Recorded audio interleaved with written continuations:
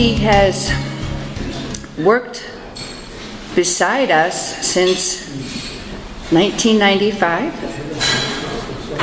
and with the vision for the future, I know he's going to continue to be by our side and pushing everything we do forward.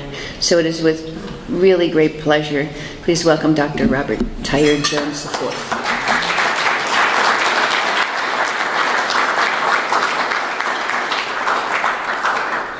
You know, I was looking at some of those. I don't know if the rest of you did, but I was looking at some of those surgical pictures, and it's really amazing to see that. And in looking at surgical pictures, it just reminded me as to why I became a psychologist, so I don't have to deal with blood. I mean, wow, what you guys do is just incredible. Absolutely incredible.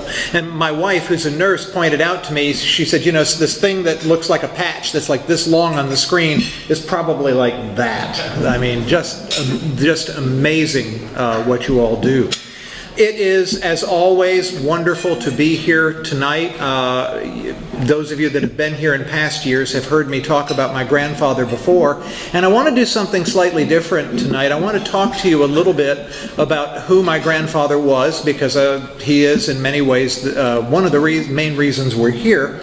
But I also want to talk to you about who my grandfather is to this day and what our vision is for him, for his legacy in the future. I'm going to introduce to you some members of the Bobby Jones family, both our biological family and also our family of business friends and other friends.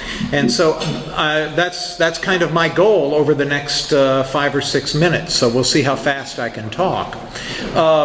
My grandfather, as you know, was born on March the 17th of 1902. And he was a very sickly child, and not eating solid food until he was about 5 years old. When he was about 6, his family took him out to Eastlake, where he learned to play golf by imitating the golf professional Stuart Maiden. He won his first tournament when he was 6 years old against Alexa Sterling and Perry Adair and Frank Metter. It was a little 6-hole event at Eastlake, and Bub always said, we called my grandfather Bub, and Bub always said that he felt like he was just such a big shot because all the adult matches gave way for this little 6-hole tournament that was going on the golf course. When the tournament was over, Frank's mother totaled up the score, and she determined that Bub had actually won a little sterling silver cup that is now on display at the Atlanta Athletic Club. Now, Bub, to his dying day, always said that he believed that Alexa Sterling had really won that cup, but that Mrs. Metter would not give it to her because she was a girl. Now, the most important thing to me is that from that day until his dying day, Bub believed that with all his heart, and he never gave the trophy to her either. And you will notice that the trophy is now at the Atlanta Athletic Club and not in Canada. He played in his first national amateur at the age of 14 at Marion Cricket Club in Ardmore, Pennsylvania, outside of Philadelphia. And he struggled for a number of years with a volcanic temper, which he finally conquered in 1923 when he won the United States Open at Inwood, and then went on over the next 8 years to win 13 major championships. It's a tear that probably we haven't really seen in the world of golf until Tiger Woods. It was just absolutely unbelievable. He became the first man in history to win the double in 1926, which is both Open Championships, both the U.S. and the British, or the British and the U.S. technically, in the same year. And then in 1930 he did something that nobody ever thought could be done, nobody has ever done it since, and that is that he won the Grand Slam of golf. Which is all 4 major championships in his day. That was both Opens and both Amateurs of the United States and the United Kingdom in the same year. He then promptly retired, came back to Atlanta to practice law, which was his profession, and remained so through his life. He stayed very active in the game of golf, playing with friends, and designing some courses you may have heard of, like Augusta National, and also Peachtree Golf Club here in Atlanta. He As you all know, he struggled with syringomyelia. He was probably developed it from a trauma that he received when lightning struck the clubhouse at Eastlake in 1929. He was probably symptomatic by the spring of 1930 when he went to play in the British Amateur over in St. Andrews. The diagnosis finally came somewhere around 1948 to 1950. He dealt with syringomyelia in the same way that he dealt with playing competitive golf.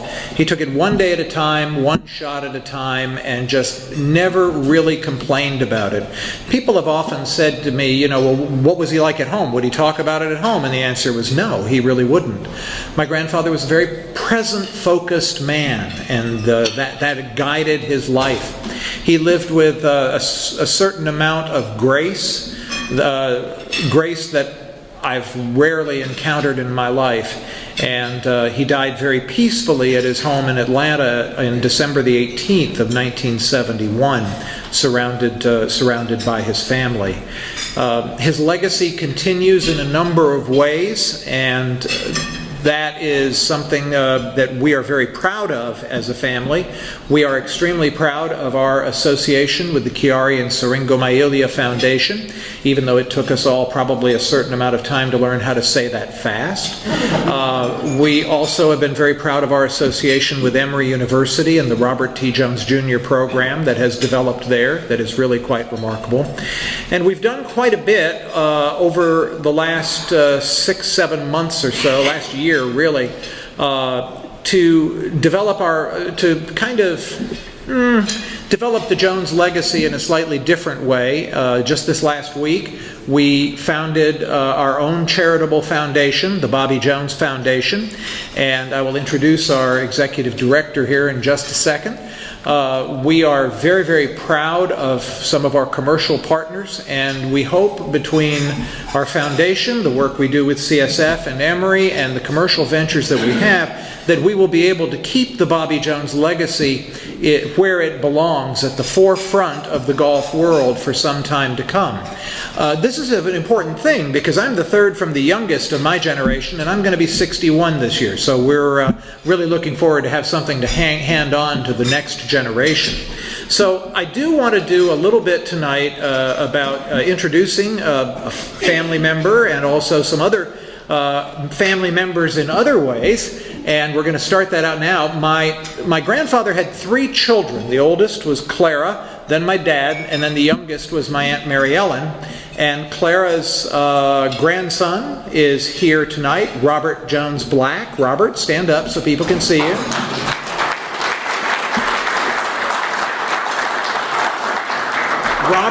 Robert and I did inherit the same hairline, so you can see that. We have some of our partners that we work with who are part of the commercial end of the Bobby Jones family. I want to introduce them. Andy Bell is here from Jones Global Sports. And our newest commercial member of the Bobby Jones family is Joe Mihalik from Piedmont Distillers. Joe will be producing a line of whiskeys, and you'll see some of that tomorrow night at Eastlake. And if you're nice enough to Joe, he might let you try some also. I mentioned that we have our own foundation that we're starting, and Mark Schumacher, our executive director, CEO, is here. And I mean, biologically, he's not family, but really, geez, he's like one of my best friends. He might as well be family. How can you not welcome probably one of the greatest guys you'll ever meet and the leading historian on Bobby Jones on the entire planet, Sidney Matthew, who's in the back there. Stand there. There you go. And I now want to thank the most important people that are in this room, and that is all of you. It is your support of CSF that really, really makes a difference. And while there may not be a cure yet, with the support of folks like you, I think we will eventually one day get there. And if nothing else, the support that we will be able to give to people with this condition just knows no measure. My family is very, very grateful for your support and for your friendship, and we look forward to seeing you for many years to come. Dorothy, thank you so much.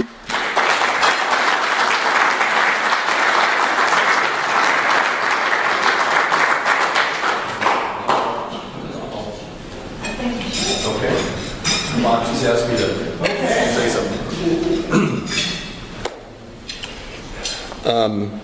For those of you in this room who clearly know an awful lot about Bobby Jones, you understand that not only about what we talked about here, about his amazing golf career, but this was a man who was noted for some things that I would dare say today are maybe not that they're in small supply, but maybe they're just not making headlines right now. And I'm talking about things like integrity and fairness.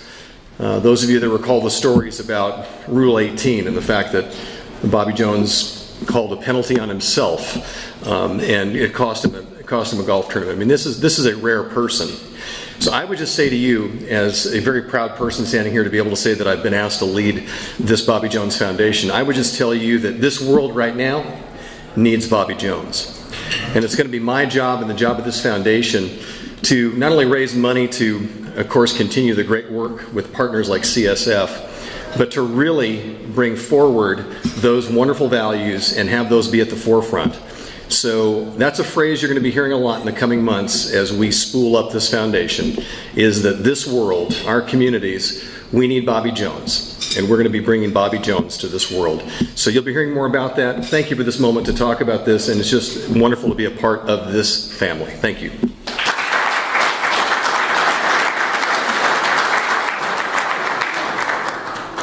So thank you to the Jones family and the Jones family, because now you're all the Jones family. I have a couple of people here who we have not mentioned in the audience tonight, and Mr. Charles Harrison, if you would please stand up. You're community leader. Yeah, I mean, we're so grateful to have these treasures in our midst, and you certainly are one of our treasures that we appreciate.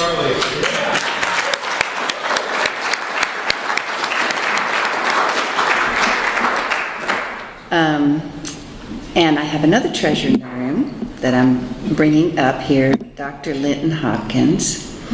If you come to the front, we want you to talk a little bit tomorrow about the Alexa Sterling putting challenge. And James, I don't know if you want to escort him. You want to come up too?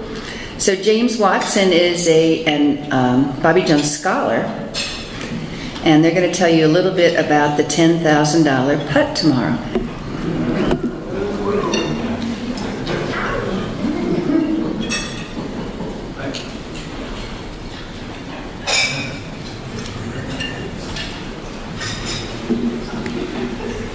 Well, as I age, I like putting contests more and more. You get to have a nice lunch. You take your friends out, whether they be golfers or not, and just point to a hole and say, here's the ball. And people try, and the thrill that they get, especially someone who's a beginner, to see the ball roll into the hole is just never gets old. So I love that. I love beginners, but I also love experts. And James Watson here, he'll have a putting contest tomorrow that he will explain when it's on, exactly what to do, where to stand, what the putt will be. I don't personally know what that is right now. Depends on where the pin is tomorrow. But one thing that I want you to look for on the golf course, and when you're practicing, and to think about if you want to honor our hero, which you all do, one very simple thing to do is to think about him when you're on the golf course. And there are 3 putts that all are present on the practice green at East Lake, and many other practice greens. If you stand over to one end and putt to the last pin on the other end, you'll be recreating his 120-foot putt that he sank in 1927 in the first round of the British Open. He walked up to it, and the gallery said, "This is the longest putt I've ever seen." And with that, he knocked it in. He had a great tournament that year and won that.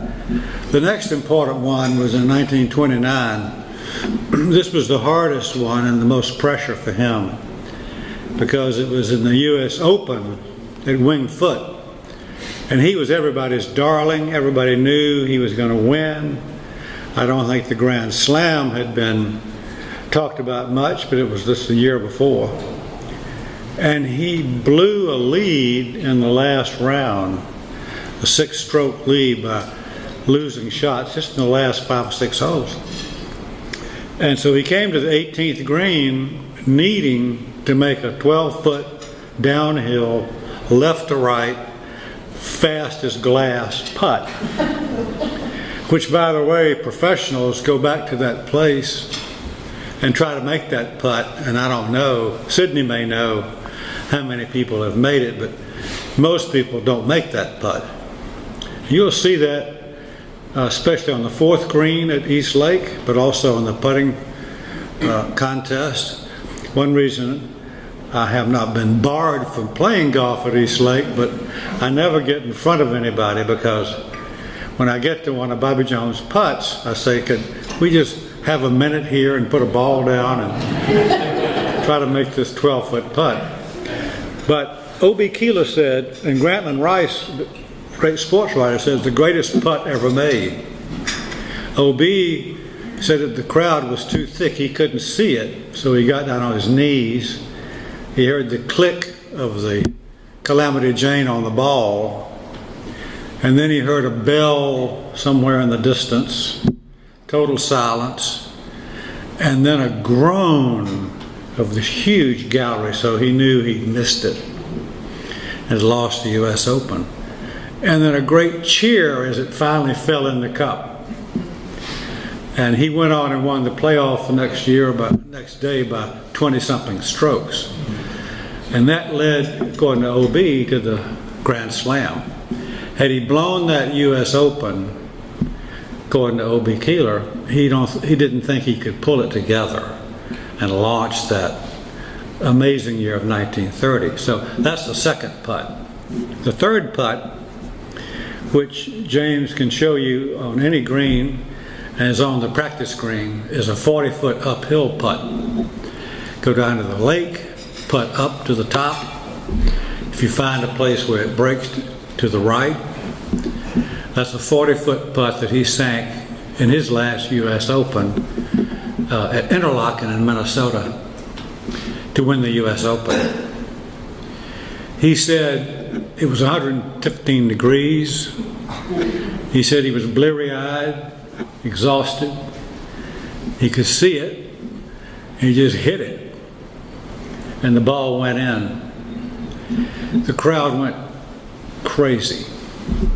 He went into the clubhouse, changed his shirt, tie, must have had a shower. He came back out, going to Mark Frost, with his hair looking like it had been parted by a laser, and in perfect shape, crowd waiting for him in the heat. And to me, one of the keys to Bobby Jones is what he did. He said, I only want to say 2 things. First, I was extremely lucky to win this tournament. Second, I want to thank all of you for coming out in this heat and supporting all of us. That's all I want to say. Thank you very much. Of course, the fact that he said so little made everybody want him to say much more. And part of his magic, I think, was that he left people wanting to hear more. So there's famous putts to look at tomorrow and good ordinary routine 10-foot flat putts. But James, you want to tell them a little bit about the organization, or you want to just wait until it happens? We'll wait until it happens. It's a great I've learned putting contest leaders, depending on the weather and a lot of other things, they make it quick or they make it linger. So we'll wait for James tomorrow. Thank you. We'll take it seriously.